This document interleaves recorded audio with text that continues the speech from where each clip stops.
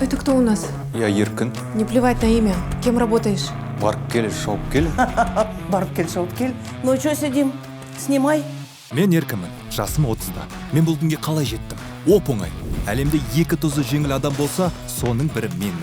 Атам айтқандай, әр төбенің басын бір тепкілеп жүргенде қай құдайдаған білмейм, маған осы қызды жіберді. Еркін, хватит сидеть без дела. Ты можешь найти себе нормальную работу. Жить как нормальный человек, приносить деньги домой. Перестановка. Хотя бы что-то в нашей жизни, пусть поменяется. Ұрсын кепті ма қазір? Ну какой-то хотя бы разговор же должен быть между нами. Осы әйелдер түсінбейм бар ғой. Кемпір екеуміз ақылдасып, сендердің қолдарыңа көшіп келейік деп шештік. Ойбай! Осы тақияны мен саған аманаттайым. Ол тақия тұрған жерде ұрыс керіс болмайды. Бұл әйел деген бар ғой, адас сияқты. Ақырын қойсаң, дыбыс шықпайды.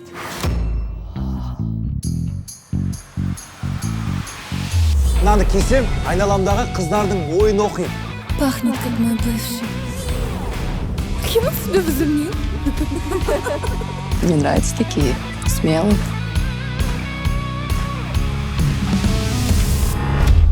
У тебя скоро будет ребенок. Я думаю, ты еще не готов быть отцом. Тақия істемей қалды.